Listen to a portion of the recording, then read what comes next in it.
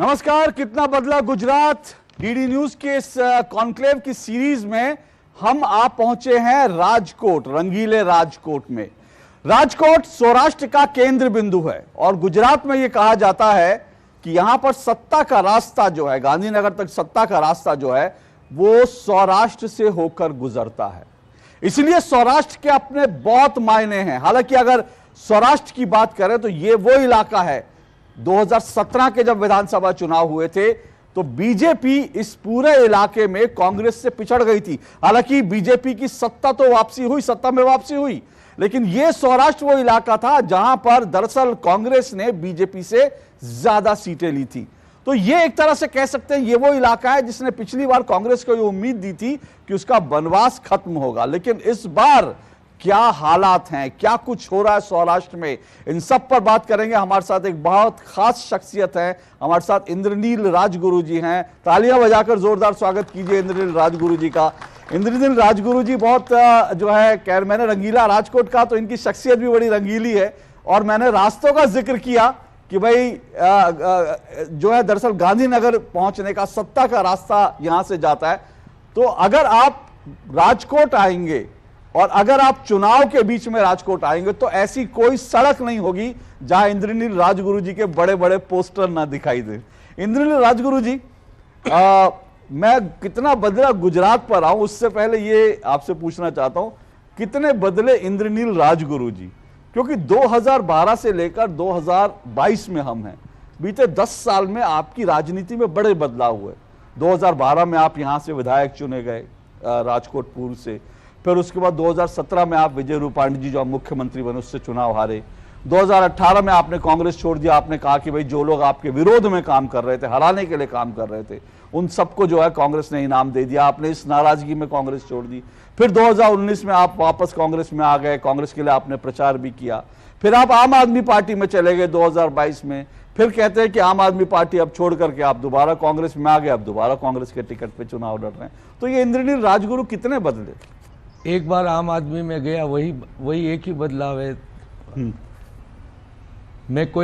मेरी कॉन्स्टिट्यूंसी छोड़ के दूसरी कॉन्स्टिट्यूंसी में सीएम के सामने लड़ने गया तो वो बदलाव नहीं कहा जाता है। तो हाँ, एक बदलाव, मैंने एक गलती कर दी। ये लोग कांग्रेस को झूठ बोल के गवर्नमेंट बदलने की जल्दी भी नहीं होती है। मैंने ये माना था कि जो कांग्रेस की सोच है वही बराबर है, मैं उसी में था। लेकिन कहीं ना कहीं मुझे लगा कि ये भाजपा की सरकार किसी तरह भी नहीं होनी चाहिए, वो गुजरात के लिए ज़रूरी है। तो आम आदमी पार्टी फास्ट ग्रोइंग पार्टी, उनके पास एक सिस्टम है, तो मुझे लगा कि वो सिस्टम बनाएंगे तो बाकी का काम मुझे आता है, हम करेंगे।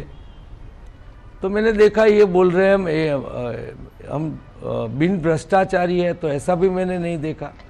आपने ये कहा कि जो आम आदमी पार्टी कहती है, आपने तो अपना पक्ष दिया, आपने आम आदमी पार्टी में जाके देखा कि वो लोग झूठे हैं, वो लोग राष्ट्रवादी नहीं है।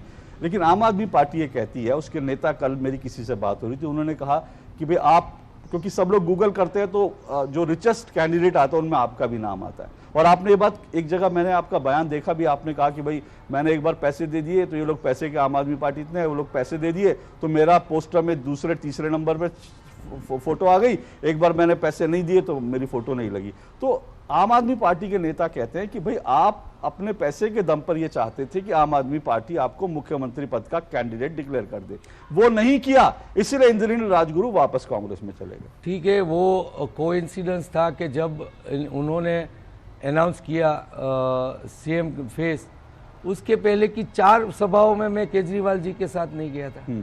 कोइंसिडेंस था कि मैं उसी दिन गया तो उन्होंने पकड़ लिए बात, वरना मैं आप में गया उसके पहले तय था ईसुदान गढ़वी का। केजरीवाल जी ने तो उस मेरे जाने के पहले बोल दिया था कि गुजरात का केजरीवाल है ये, तो तभी से तय था। पार्टी में ऐसा कुछ मैंने मांगा ही नहीं था, लेकिन वो कांग्रेस को तोड़ने आए थे, भाजपा की बी टीम के तौर पे काम कर रहे थे। केजरीवाल जी को मैंने सुना कि वो चिंताएं व्यक्त कर रहे थे कि अभी कांग्रेस का वोट नहीं टूट रहा है, भाजपा के वोट टूट रहे हैं। तो मैं कोई कांग्रेस को हराने के लिए नहीं, मैं भाजपा को हराने की कोशिश में था। और ये बी टीम के तौर पे जो टिकटें भी दी वो भी आप देखिएगा, लिस्ट देखिएगा, कोई मजबूत आदमी नहीं रखा है। सिर्फ आम आदमी पार्टी के नाम पे जो नाराज वोट है बीजेपी से, वो कांग्रेस में न जाए इतनी ही चिंता आम आदमी करती है, और ये मैंने देखा है। लेकिन केजरीवाल आप कह रहे हैं कि भाई गुजरात में अगर कांग्रेस को वोट दिया तो आपका वोट बेकार हो जाएगा, तो इसलिए आप आम आदमी पार्टी को वोट दो क्योंकि हम आ रहे हैं। और अरविंद केजरीवाल ने तो लिख के दे दिया है कि भाई 5 से कम सीटें आएंगी आम आदमी कांग्रेस की गुजरात में। अरविंद केजरीवाल ने लिख कर दे रहे हैं, वो कह रहे हैं कि भाई विकल्प तो मैं हूं। देखिए, मैंने देखा है वो कुछ भी बोले ना, उसका कोई मतलब नहीं है। ठीक है, एक बार कहीं पे पंजाब की स्थितियां तो अलग थी, वहां लिख के दे दिया, हो गया। लेकिन यहाँ की स्थितियां अलग है, यहाँ उनका कुछ नहीं चला। वो हिमाचल प्रदेश में भी नहीं लड़े, वो उत्तराखंड में भी गए थे, हारे। वो पंजाब तो सिचुएशन ऐसी थी कि भाजपा के साथ लोग रहने ही नहीं चाहते थे, अकाली दल के साथ रहने ही नहीं चाहते, और 5 साल में वहां सरकार बदलती है तो उन लोगों ने आम आदमी को ले लिया। बस उतनी ही बात है, बाकी वहां उनका कुछ प्रोग्राम ही नहीं है। बस मुफ्त में लोगों को ललचा के वोट बटोरना चाहते, उससे वो खुद ही गवर्नमेंट बनाना नहीं चाहते। हमारी 5 सीट की बातें छोड़े, वो खुद केजरीवाल जी गुजरात में गवर्नमेंट बनाना नहीं चाहते, लोगों को मूर्ख बना रहे। ये अपनी गारंटियां देके सरकारी नहीं बन रही है तो गारंटी का क्या कोई। पर वो जो एक राजनीति, वो कहते हैं कि भाई यहाँ पे मुफ्त में मैं बिजली दूंगा, ये दूंगा, वो दूंगा।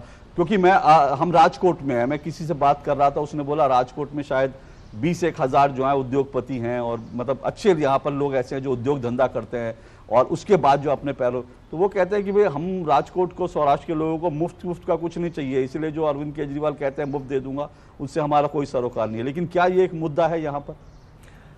देखिए, अभी आम आदमी पार्टी को आपने देखा होगा कि उन लोगों ने जो कैंडिडेट्स डिक्लेयर किया, बाद में कोई सीरियसली लेता ही नहीं है। उनका कोई मुद्दा ही नहीं रहा कि ये पार्टी को सीरियसली कोई लेने का ही छोड़ दिया। हाँ, उनकी और जहां असर करती है वो है, वो क्लास जो है वो कांग्रेस से बिलोंग नहीं करता है, उनको असर करेगी। और वही तो चिंता बीजेपी की है। अभी मुश्किल तो ये हो गया कि उनको बी टीम के तौर पे भेजा, लेकिन कांग्रेस की वजह भाजपा के वोट टूटने लगे, तो इसलिए जो उम्मीदवार है वो इस तरह के उन लोगों ने रखे। क्या कांग्रेस का वनवास 27 साल बहुत होता है, लंबा अरसा होता है, कांग्रेस का वनवास खत्म नहीं हुआ। यहां पर यह है कि लोग ये कहते हैं कि भाई आपने जैसे खुद ही कहा, जब आपने कांग्रेस छोड़ी थी तो आपने ये कहा था कि भाई कांग्रेस जो है सीरियस नहीं है यहाँ चुनाव लड़ने में, बीजेपी को हराने में, इसलिए आप आम आदमी पार्टी में गए ना।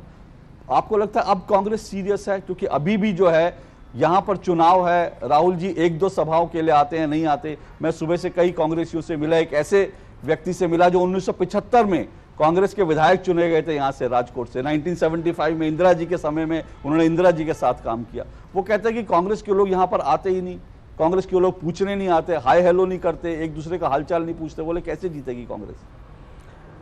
देखिए, एक भंडेरी जी है हमारे यहाँ, भाजपा के नेता है।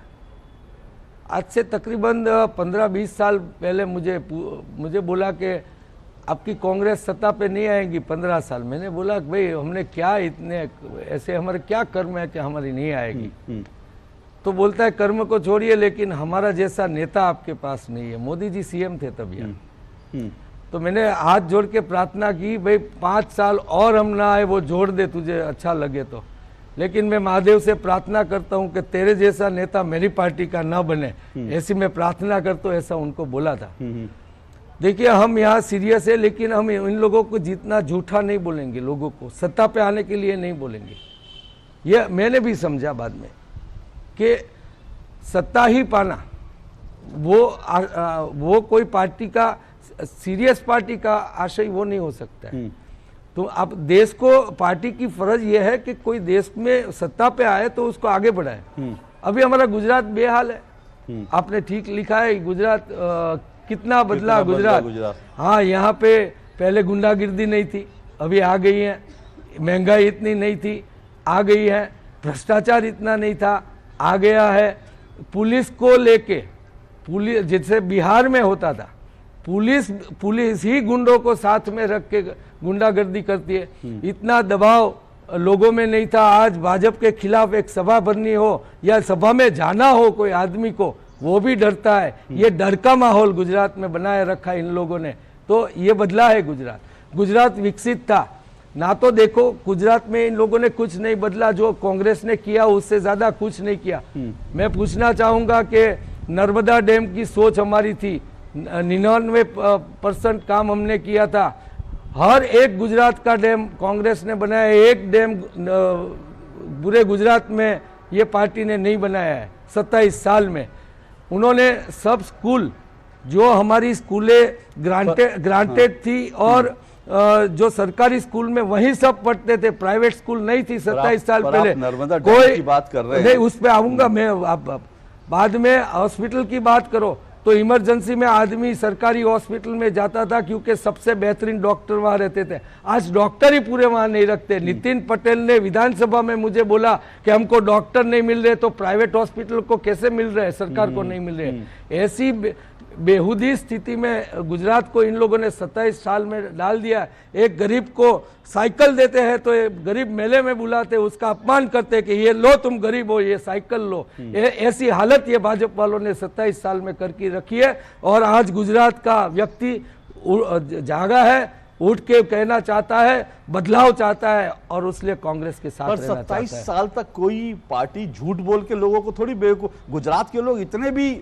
मतलब गुजरात के लोग सीधे होते हैं, सरल होते हैं, लेकिन ऐसे भी नहीं होते कि 27 साल तक कोई पार्टी लगातार उनको झूठ बोल करके सत्ता में रहे, लोग उसी पार्टी को वोट दे, लोग उसी नेता को। कुछ तो काम, कुछ तो चीजें होंगी जो लोगों को लगता होगा कि इन्होंने अच्छी करी, नहीं तो 27 साल कोई छोटा मोटा अरसा नहीं होता। इंद्रनील राजगुरु जी, इसका भी जवाब दूं मैं आपको।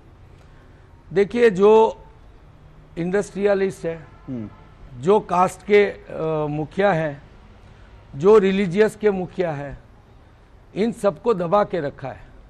मैं बोल रहा हूँ, सीरियसली बोल रहा हूँ।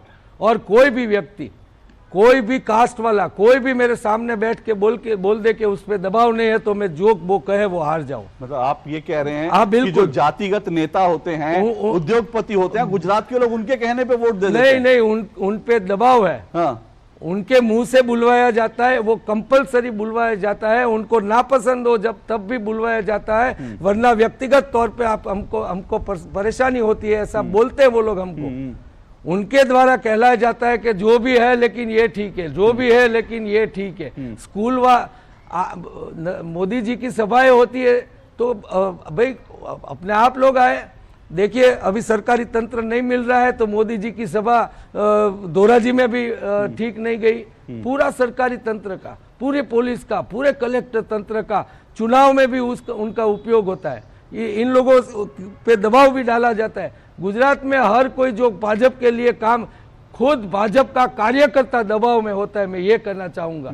तो ये सब मिला के ये दबाव की राजनीति की वजह से वो अभी टिके हुए हैं। लेकिन इस बार गुजरात के लोग आगे निकले हैं और इस बार बदलाव। और मैं आपको दूसरी बात बोल दूं, 2095 से बाद में भाजपा का जनाधार कभी बढ़ा नहीं है। बिल्कुल, लोग उसमें से धीमे धीमे, लेकिन ठीक है, तो उसका मतलब ये हुआ कि लोग समझते समझते हमको 81 तक पहुंचा दिया था और इस बार 125 तक पहुंचाएंगे। मैं ऑडियंस के पास जल्दी से आता हूं, ऑडियंस की तरफ से कोई सवाल हो? आप बता रहे कि कांग्रेस की सरकार थी इतने सालों से, अभी भाजपा की सरकार चली आ रही है जी, तो भाजपा की सरकार ने 370 की कलम हटवाई है, अयोध्या राम मंदिर का मुद्दा हल किया है। ऐसे कई प्रश्न थे जो कांग्रेस की सरकार नहीं कर पा रही है और भाजपा ने करके दिखाई है। तो इतने सालों से कांग्रेस ने शासन किया, तो आप बताइए कांग्रेस को हम वोट क्यों दें? ओके, चलिए, ठीक, बोलिए। मैं पहला तो ये कि अगर आप गुजरात की चुनाव में गुजरात की बात करते तो अच्छा था।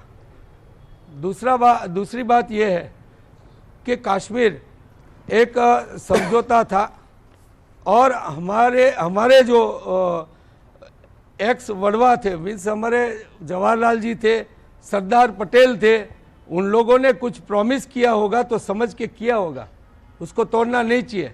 और कश्मीर मुद्दा नहीं है।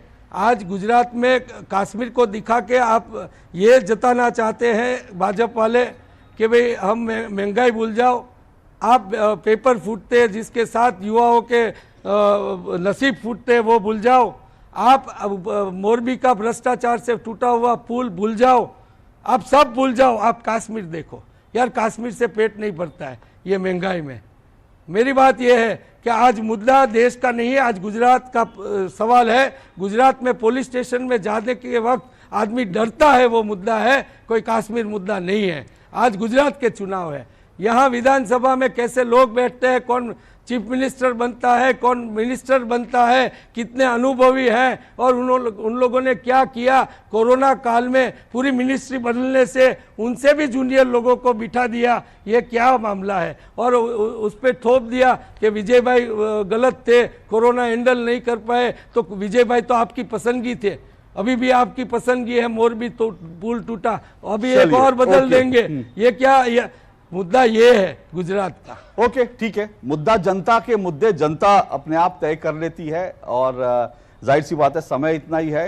और सवाल हो सकते थे लेकिन मैंने कहा समय इतना ही है। और दूसरी बात, जब मुद्दे की बात हम करेंगे, जाहिर सी बात है गुजरात है तो गुजरात के मुद्दे जरूर होने चाहिए, लेकिन इसमें कोई दो राय नहीं कि जनता जो है कहीं ना कहीं राष्ट्रीय मुद्दे भी चुनाव में जो है सवाल कर देती है। और उम्मीद करेंगे इस सवाल जो है लोग भले ही करें, पर वोट देते समय गुजरात के जो इशू हैं वो उनके सामने जरूर रहने चाहिए, क्योंकि अल्टीमेटली ये गुजरात विधानसभा का चुनाव है। लेकिन जनता जनार्दन है, इसमें कोई दो राय नहीं। आप किसी के ऊपर ठप्पा लगाकर अगर आप कहेंगे तो फिर वो जनता है। जनता का मूड कब स्विंग होता है हम नहीं जानते। इस चुनाव में सौराष्ट्र में क्या होगा हम नहीं जानते, इंतजार करना पड़ेगा। लेकिन बहुत बहुत शुक्रिया इंद्रनील जी, आप आए और आपने हमारे साथ चर्चा की, बहुत बहुत शुक्रिया। तालियों से एक बार फिर स्वागत कीजिए इंद्रनील जी का। नमस्कार। Thank you so much.